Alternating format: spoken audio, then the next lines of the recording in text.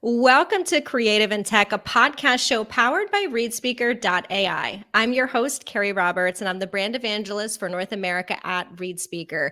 And this show is all about highlighting the various people, brands, and organizations that are creatively using one of the fastest growing spaces in technology, artificial intelligence, including things like conversational AI, voice technology, and more.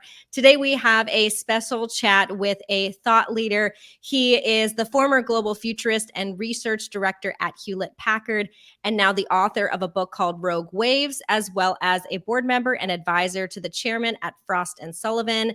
Jonathan Brill, welcome. Excited to have you here today. Thanks so much, Carrie. I'm really excited to be here with you.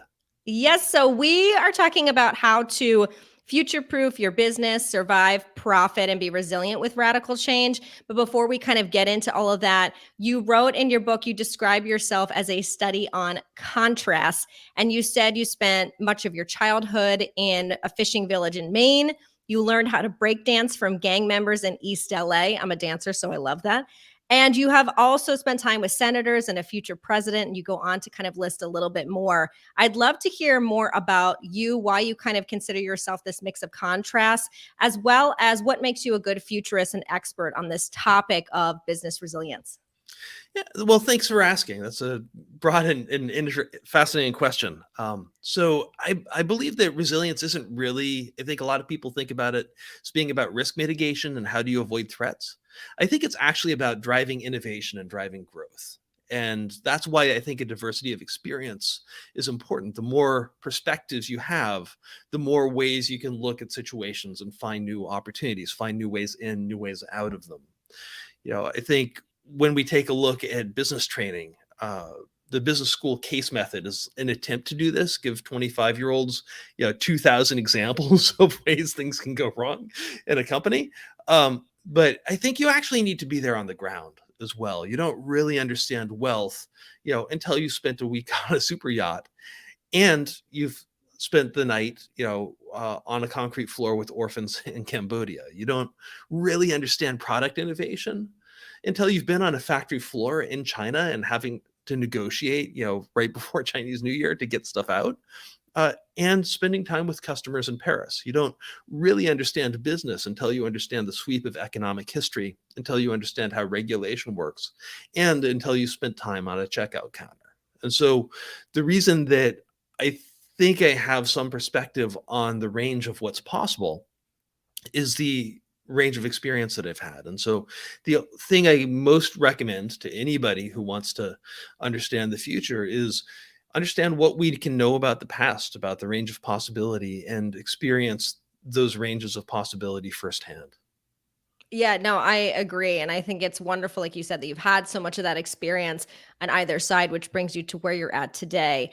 And you wrote in your book, I'm just going to read something a little bit about kind of our world becoming a little bit more volatile.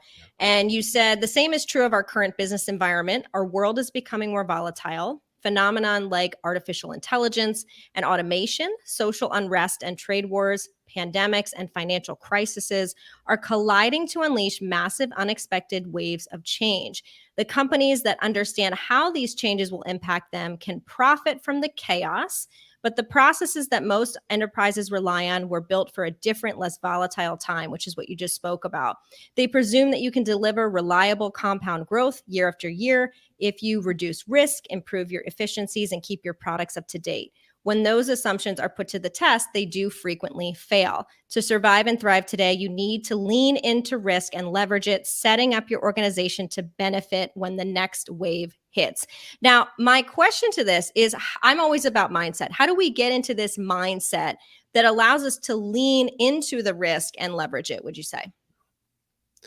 So I think we need to recognize something first, which is you've heard of black swan events, right? Nassim Nicholas Taleb wrote about them, and you hear CEOs talk about them all the time. Oh, I couldn't have predicted that. It was a black swan event. Well, the reality is that black swans are actually rare, incalculable, completely unpredictable events are rare. What is a lot more common is something like COVID, something like 2008, which is what I call a rogue wave, where these individually manageable waves of change collide to suddenly become unmanageable.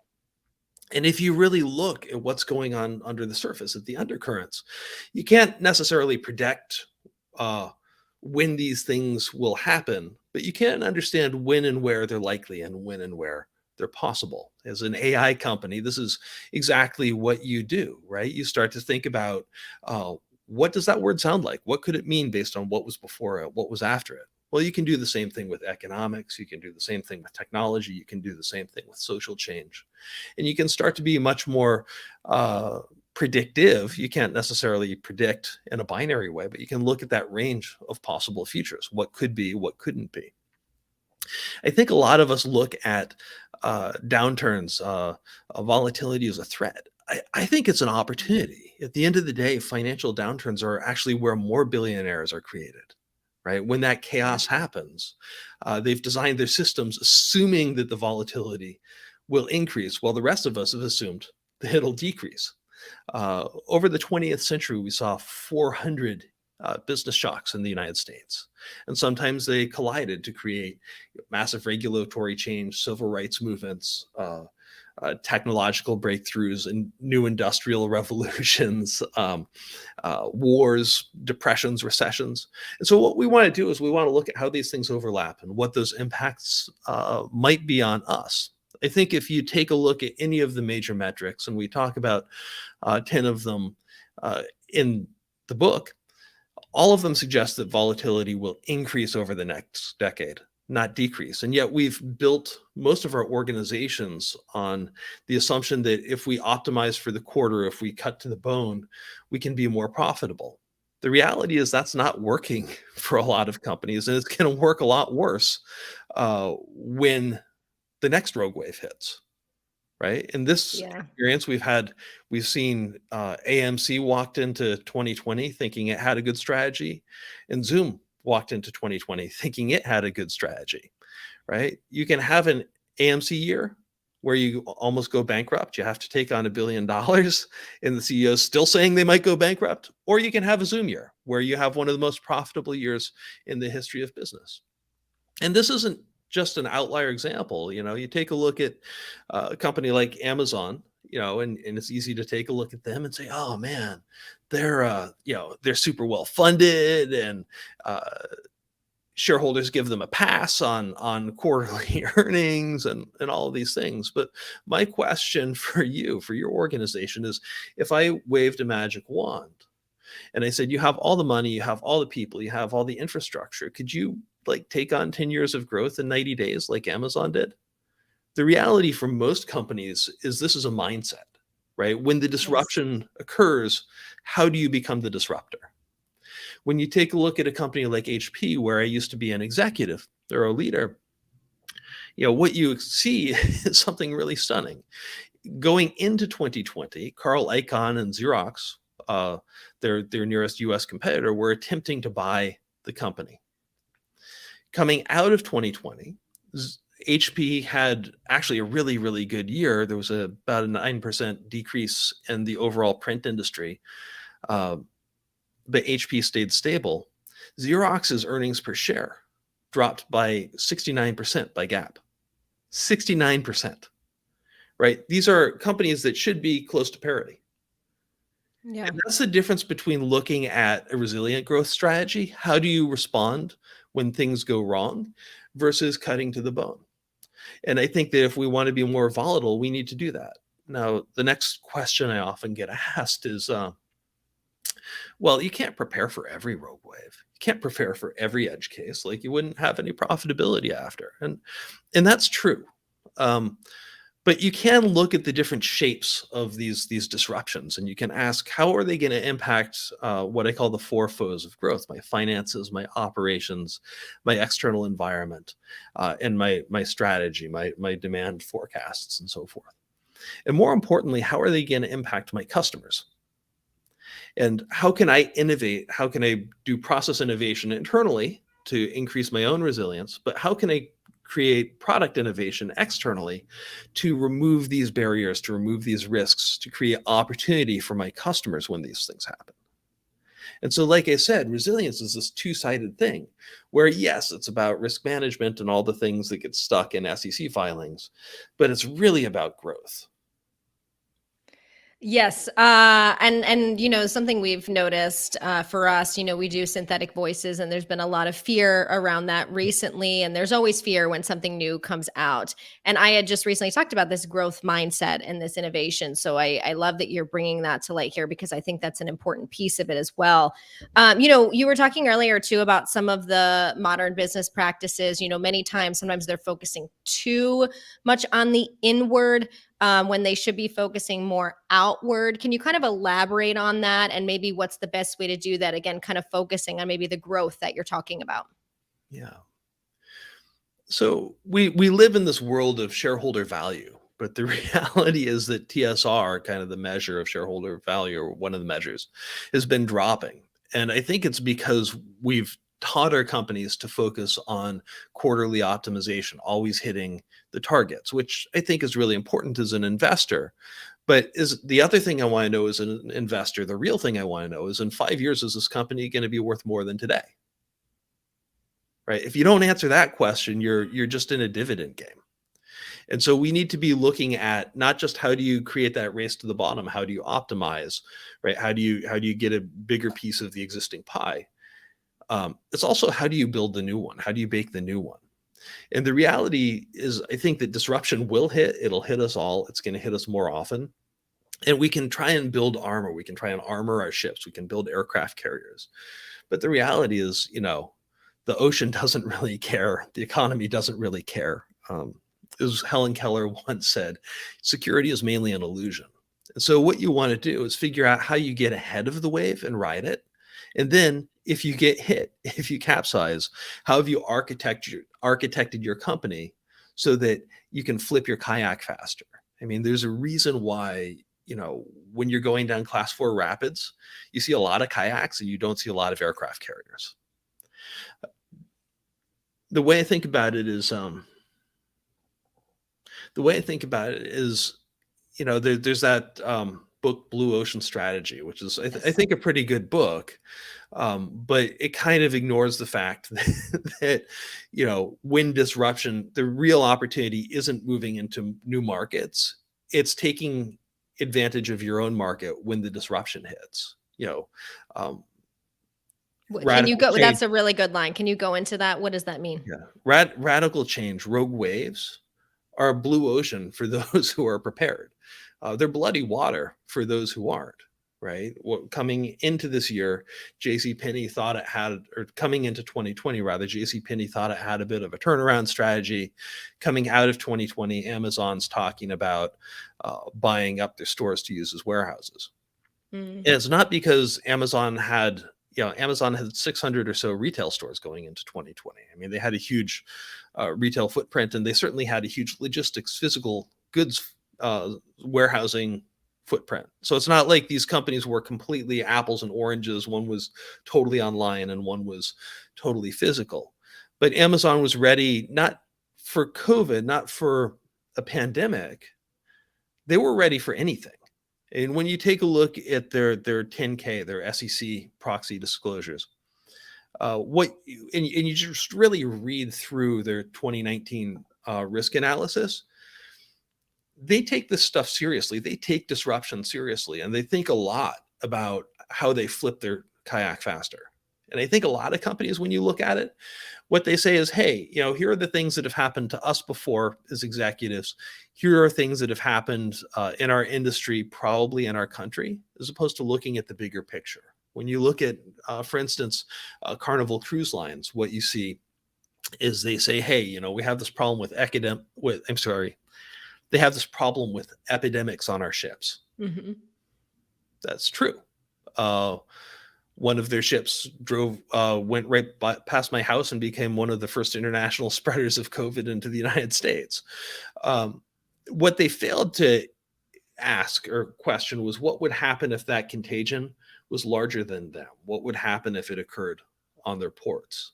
And so I think a lot of this is a question of scale, right? What happened in 2008, if you looked at it at a large scale and you looked at the social trends, the economic trends, the regulatory trends, the technological trends, it was pretty clear that something like this was going to happen. The question was really when. The same thing is true with COVID. The reality is this is a 100-year flu, but it's really only a 100-year flu because we've gotten better at stopping 100-year flus, right? Highly infectious respiratory diseases were appearing and scaling more frequently. And we didn't realize, we didn't understand that, eventually your seawall, it's going to break. No matter what you do, eventually your seawall is going to break. And the question becomes, what do you do then? How do you turn that bloody water into an opportunity? How do you be the leader with the life preserver? How do you how do you flip your kayak faster? Yeah, and it's interesting because I've worked at previous organizations where I've been in meetings and myself or someone will say, "Well, what if this happens?" Like you just said, kind of a bigger picture. And there's always someone that says, "Well, let's just hope it doesn't." Hmm. And I have left meetings being like, that's a strange that's a strange response to, Hmm. well, let's not worry about it. I think this was actually I was working at a fitness center at the time and it was about emergency preparedness and we just Hmm. weren't ready. We talked about, the things that were going on in the world and they just said, "Well, let's just hope it doesn't happen." And Right. it just seems strange, that mindset. But then, like you said, if it does, the level of damage that it could do to an organization could Hmm. be large. So that seems like, again, not a growth mindset. So when somebody kind of has that or says that in a meeting or you're in an organization that's doing that, I mean, what's the response? What is there anything that you can do or say at that point? That's a fantastic question because it happens all the time. I can Hmm. tell you, is the lead rabble rouser at a Fortune 50 company. I heard that a lot. And the way that you respond to it is what I call lead messaging. And this really goes back to Aristotle. I mean, it's not a new idea. I add one thing, which is first you want to talk about the logic, right? Here's why I think this is uh, an important issue. And here's what we might do about it. Then you get into empathy, right? Like I totally understand your perspective on it, right? It's going to impact our P&L. It's going to overwhelm things. We're going to have to stay late at night, like whatever the issues are. And that's going to impact our lives with our families or whatever the challenges are. Yeah. Until you get to that empathy moment, you can't really have a conversation about what's next and why you should be listened to. So the next piece is authority, right? Even though I might not be the CEO, even though I might not be the boss, here's why I'm a person who might have had experience with this before, right? When I broke my leg and there was this ambulance and whatever, or my grandmother had, ended up in a lawsuit because she had a nail care facility and someone broke their finger, like who knows? But you talk about why you have some kind of authority on this topic, even though you might not be the person in positional authority. And that all goes back to Aristotle, but he was a philosopher. And the one thing we know about philosophers is they'll go around and around for days. The last piece is the deadline, right? When's the earliest and the latest that we can make a decision about this? And if you add those four things together, right? What's the logic? Empathy, authority, and a deadline. You've removed a lot of the challenges. You've inoculated a lot of the things that people can cut you off with, and you've done it in a really really nice way. And so the answer is really to have uh, some tools in your back pocket, and we talk about a lot of them in the book in Rogue Waves that help you do this. Yeah, and I like I said, the book really breaks some things down really specifically, and I thank you for sharing that because, like you said, so many people have been a part of an organization where they're hearing that, and now they can feel a little bit empowered to maybe create some change. We're talking about, again, you kind of have this ABCs of kind of creating resilience and also growth during these kind of crazy times, or again, rogue ways, as you talk about. And so that first part, the A, stands for awareness. So, just from kind of an overall perspective, what does this mean in terms of a business organization, and what kind of role does everyone play in that element of awareness? That's an awesome question. I'd love to just step back a second and talk Mhm. about these ABCs of resilient growth Yeah. and really why they're important. So, why do you need awareness? Why do people need to understand how the next rogue wave will change your business? The answer is if they don't know why they need to change, they're not going to change. The second is behavior, right? If you know that that tsunami is coming and you don't have the skills to respond, you might as well just be standing on the beach watching it come in. Right, people are just going to run around with like chickens with their heads cut off, and so you need to build some skills within your organization to respond to and exploit the unexpected. Without that, there's no point in understanding it. The third is about culture, right? How do you create processes and incentives that drive a culture of resilient growth? And the reality is, and I know what your next question is going to be. It's the next question everybody asks. Well, I'm not on the board and I'm not the CEO. What do I do? And the reality is that there are all kinds of simple hacks you can build into your organization, build into your teams to make that resilience possible. And so yes, ideally this comes from the top and from the bottom, but you can do a tremendous amount within your organization at the bottom too. And by the way, even in good times, it'll make your teams more performant. Yeah, which again is important, thinking about it as a whole team, everyone on the team, not just always the top leaders. Everyone kind of has an element and something to say. So I think that's a good thing to be thinking about as well. So again, you're talking about there's kind of three parts. We have that awareness, behavior change, and then that cultural change. So if you can just kind of break each one down a little bit for us, a little bit more. Again, how do we kind of gain more awareness for ourselves? And how can we get an organization to do that? Because obviously people are going to be at different levels of thinking and openness to all of this, I would assume. I think two things. One is they'll be at different levels, and second, they'll be compensated on different time frames. Right? Mhm. If you're compensating your CEO on the quarter, honestly, that's almost always a mistake. But if you're compensating a junior manager on the quarter, that might actually make a lot of sense. So you need to think about what's that time frame that's relevant to the person that you're talking to. But in all cases, people need to have a better understanding of financial, operational, external, and systemic issues within your organization. Otherwise, when that rogue wave hits, as a leader, you're going to be the blocker because you can't make decisions fast enough, and your people don't have the contextual information to help innovate on your behalf. And one of the things we talk about in the book are these 10 major undercurrents that are likely to collide to create that next rogue wave. And one of the exercises I talk about a lot, and I do with customers, and at HP, we used to do at all levels of the organization, is talking about, okay, well, what happens if these things collide? What happens if, just because you're an AI company, AI accelerates, and at the same time, we see this acceleration in regulation of personal and human data? Right? What does that mean for our organization? What happens if we don't get the economic benefits of AI, and it just turns into a deflationary force in our economy? What does that mean? And so you can start to take these things and stack them up and start to ask these questions. What does it mean for our finances? What does it mean for our operations? What does it mean for our environment? What does it mean for our strategy? And the reason that you do this, and if you've got someone who's your turn, the reason you talk about this, the way you talk about it with them, is that the future can accelerate, right? We thought digital transformation was supposed to take 5 years, right? It turned out that it took about a week. Things are moving much faster. Yes. Things can accelerate, right? The World War I was supposed to be a thing that would happen eventually.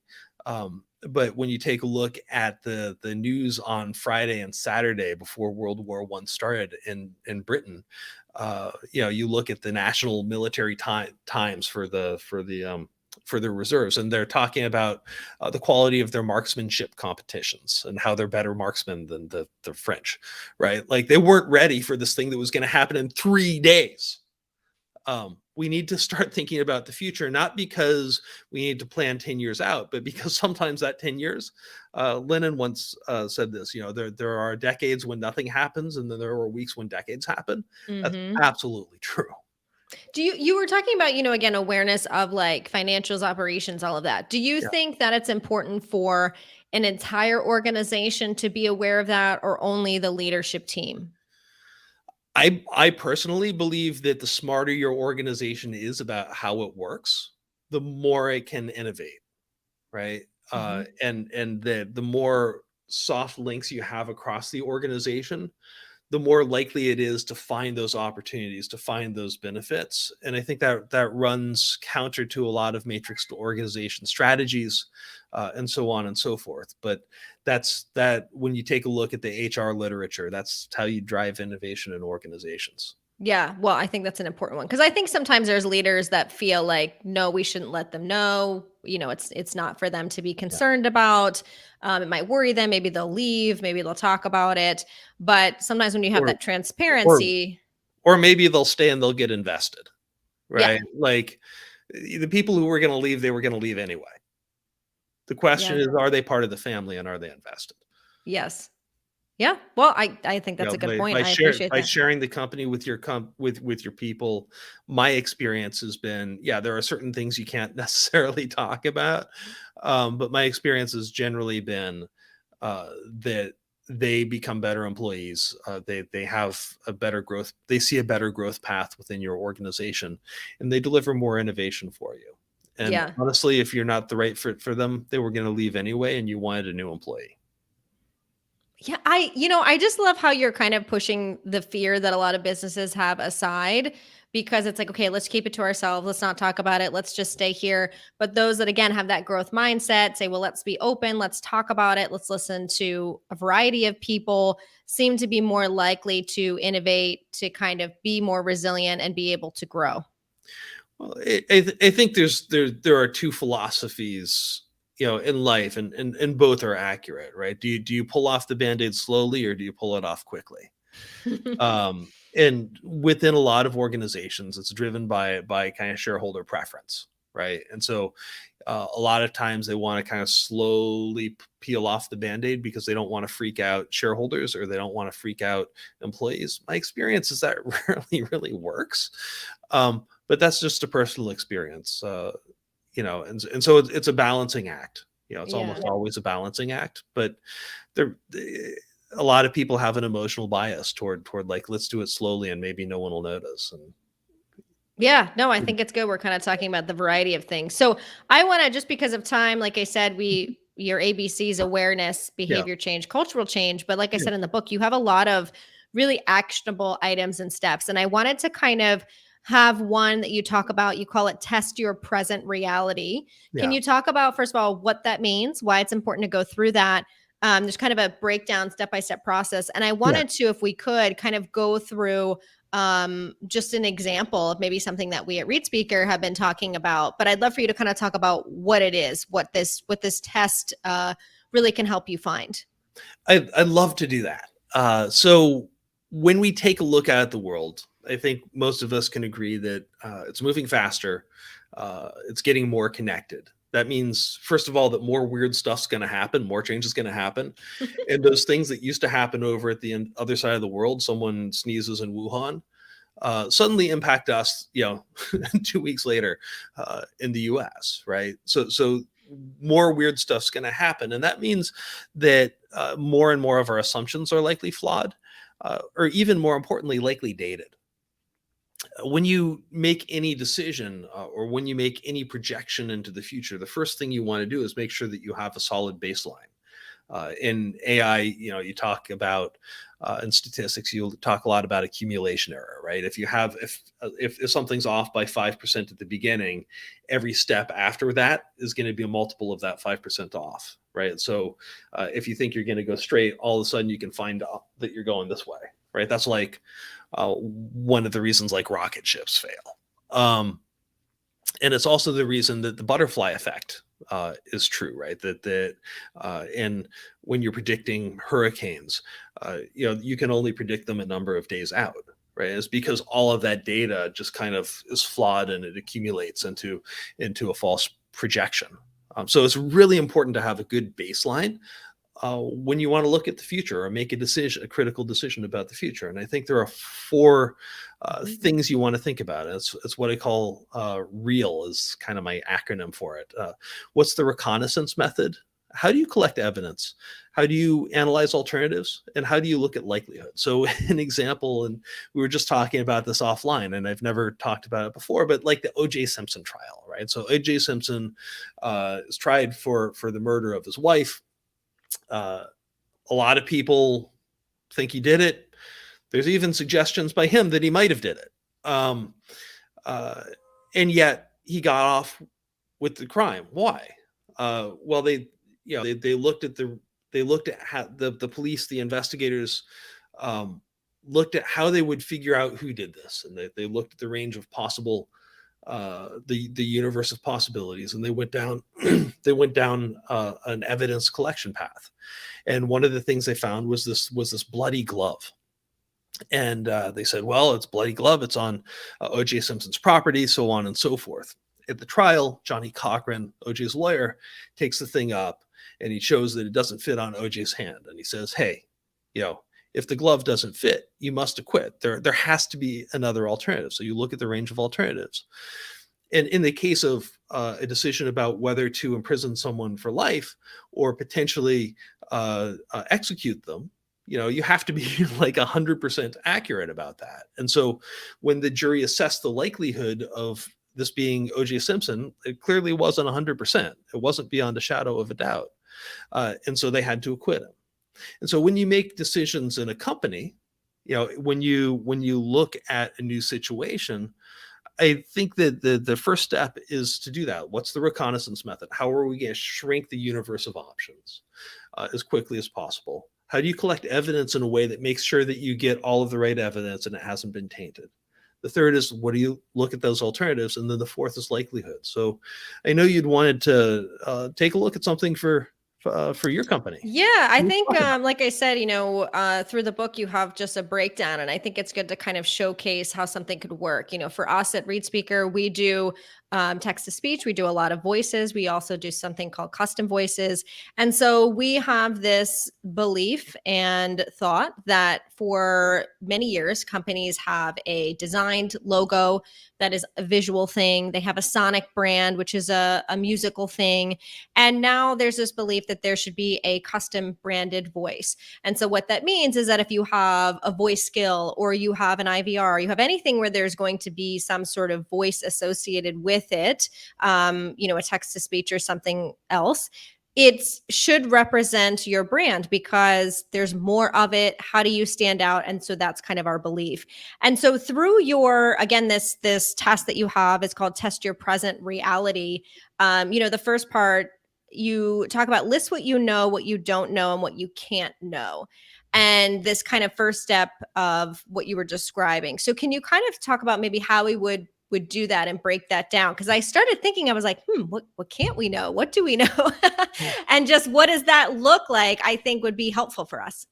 Sure. And a lot of times, this is kind of the core of any kind of brainstorming methodology is we look at the class of information that we're looking at, right? It's really easy to get focused on this one thing, on this information that's in front of us. But the reality is often we misclassify information, right? We say, voice is maybe the only way to do it, or our way of doing voice is the only way to do it, or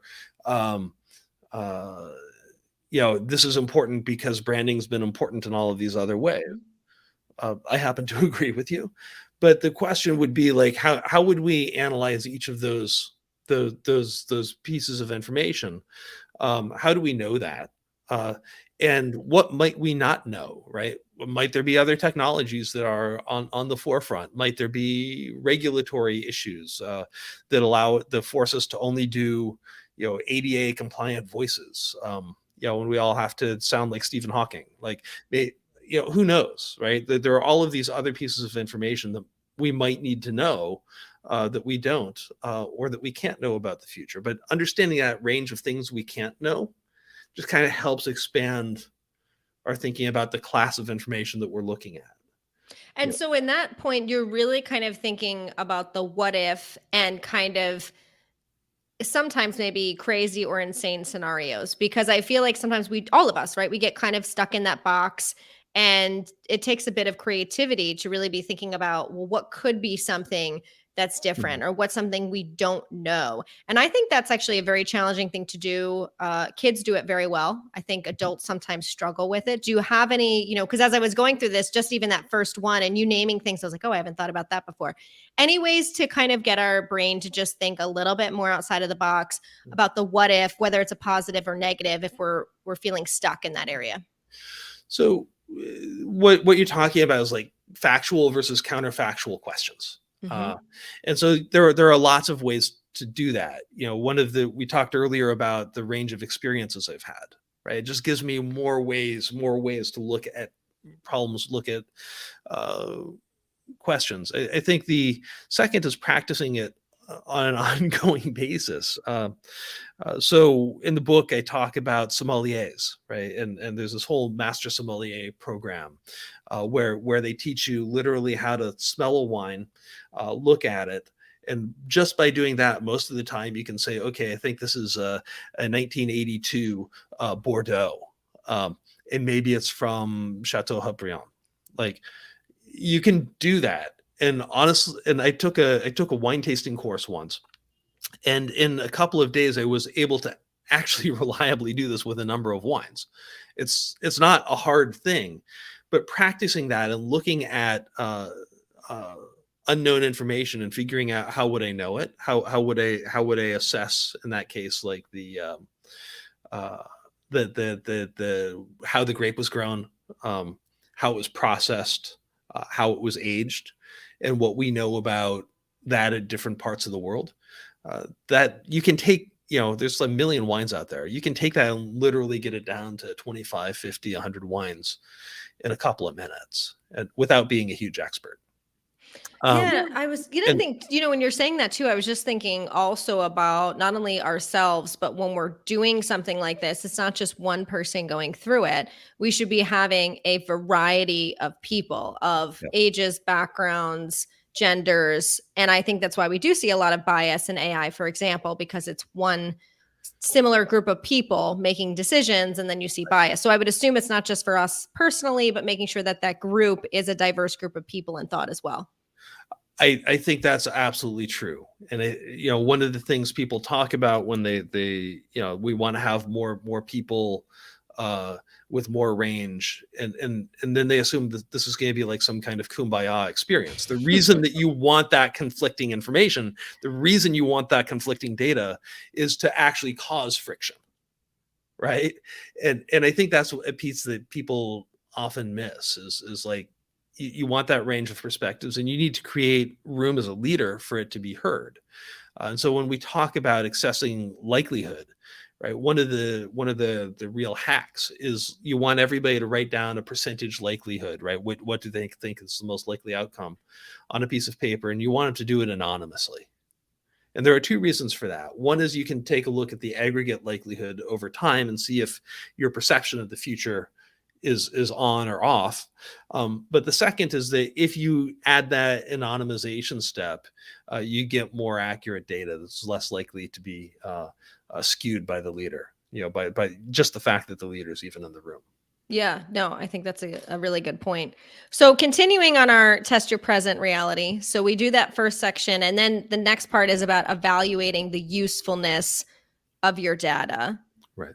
Now, again, you kind of decide on a standard of proof before you start collecting any evidence, set criteria. Where do you begin? How do you do that if you're not someone maybe who's a data person or you're not someone who's a researcher or a futurist? Where do you begin on that step?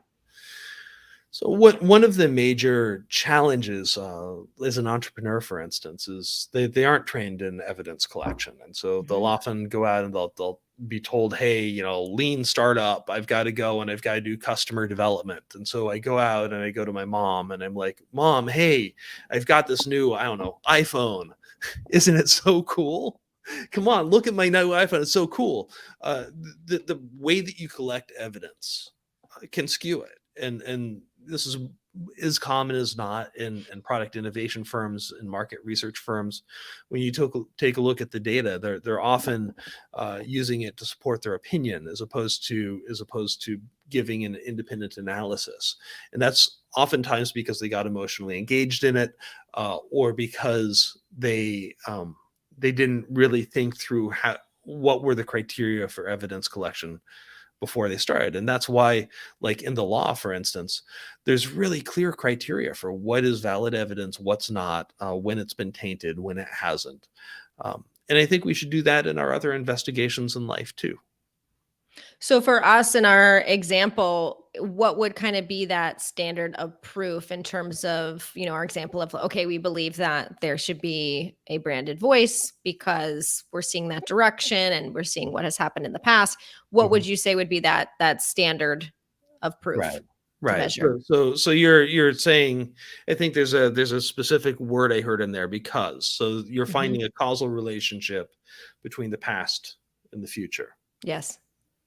That's corollary relationship. Okay. So I'd first think about, okay, how would we know that's a causal relationship? Right? That these things that we think are the same, are actually in the same class. That would be kind of my first question, right? Like how do we how do we make sure that we separate that question from the evidence collection about the smaller details? Um, the second piece I think about when I think about uh, this question of the kind of the past and the future is, um, what aspects of those things do we believe to be true, right? Of those things that happened in the past, voice printing. I don't know. James Earl Jones, did great stuff for AT&T. We still remember him being Darth Vader, right? Like we Or Field of Dreams. That's the other one that I always think of him as well. yeah. I mean, like, yeah, one of the great voices in human history, right? The, Yes. the stuff he did with Sprint, where it was ringing, where he was reading tweets, teenagers' tweets. It was like one of the funniest things I've ever seen in my life. The guy is great at creating a distinctive human experience, and uh, I happen to believe that's a thing that is useful in the future. Um, but I want to make sure that I separate my beliefs about that from the actual evidence collection, that I don't skew it, that I make sure to collect counter evidence, especially look for things that might um, uh, question my Yeah. hypothesis, right? Challenge my hypothesis, because that's really how you pressure test. Yeah, I mean, yeah, we do tend to kind of look for things that support what we want, but it's important to have the other side as well so you can make good decisions, which then goes to your step three, which is develop multiple theories and test their validity. Right. So, when you say multiple theories, is there a certain amount that you should have to be able to test? There's a Dan and Chip Heath did a study of, I believe, of a German company. They don't name it, but I'm pretty sure I know who it was. That when they went from looking at one option to looking at two or three, the long-term perception of the leadership, of the quality of their decision, went up a number of fold. Uh, I think that it's really easy to get into analysis paralysis, right? Where we just want more Yeah. and more and more information. And there are two reasons for that. One is it's a really good way to not make decisions, right? Like, hey, we need more information for this thing we're never going to do. Go away. Uh, that's like that happens in businesses for sure, and that's a good use of spinning people's wheels sometimes. The second is that we just are really uncomfortable with the decision we can't know the answer to. And so the question really, in a lot of cases, is, going back to your question of what do we know, what do we don't know, what can't we know? Yeah. The question really is, if we can't know this, is it worth making a bet? And how would we make a small bet or a series of small bets that from which we could infer information, as opposed to uh, maybe going all the way with something? Hmm. And then the fourth one is ensure you've explored the full range of options given the level of proof that you have. So you're kind of making that honest assessment. Again, in this last stage, how do you make sure that you're Yeah. still not going with your bias? Because I Right. I'm very an intuitive, I'm an intuitive person. So there's Sure. this element of like, okay, trust your gut, trust your Yeah. intuition, but then you're also looking at specific data and research. Sure. How do you kind of decide, okay, this is the full range of options, Yeah. and this is from the best of my ability, from what we've seen in our group, this is what we think Yeah. is true or correct of our reality at this point. So in AI, you have a term, and I'm going to get it wrong. But you have you weight models, and you beat them up against each other. and I forget, it starts with a C. I forget the name of the term. But the point is, we do a lot of that stuff with product innovation work. I do a work with a guy named Ted Selker, who's one of the top inventors on the planet, and we do what I call what we call chess tournaments, where we start off with 4 ideas for ways to solve a problem, and we spend a few minutes on each of them. I'll be for it, Ted will be against it, so on and so forth. We'll go through those 4 problems, and the reason is that you can't really keep more than 4 things in your head at once. And then we'll go through and we'll flip the tables, right? So now I've got I was for it before, now I'm against it, and we'll go through that again, and we'll keep doing that, and we'll keep trying to kill ideas. And so every time we kill an idea, though, we have to add a new contestant to the game. We had to add a new option to the game. And so because we aren't emotionally engaged in the situation, and we're both trying to argue for and against the problem, we don't give ourselves that opportunity for emotional bias.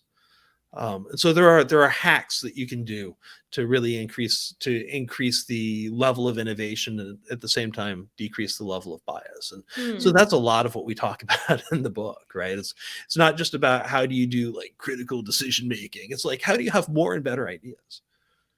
Yeah. And I think, just from reading the book, but also from talking to you now, just the way that you're asking questions, I think are ways that most people are not doing. I think, you've kind of made me think a little bit differently, and that's part of it. And getting an organization to do that and allow that to happen is huge. If people want to learn more about what we're talking about, they want to get the book, they want to connect with you, where is the best place to do that? Absolutely. You can always find me on LinkedIn, Jonathan Brill. This is the book, beautifully designed, I think. It's Yes. available on Friday. It'll be at your door on Amazon. And my website is jonathanbrill.com. So if you want to talk to me about advisory or speaking, that's a great place to find me. Perfect. Well, I thank you so much, Jonathan, for being here and really kind of laying out some of the stuff that's in your book. I look forward to hearing more, and we hope to chat with you soon. I can't wait. Thank you so much, Carrie. Thank you. And if you are watching and listening, don't forget to subscribe to our ReadSpeaker.AI YouTube channel. You can see all the videos we've done there, as well as our audio podcast, Creative in Tech, wherever you listen to podcasts.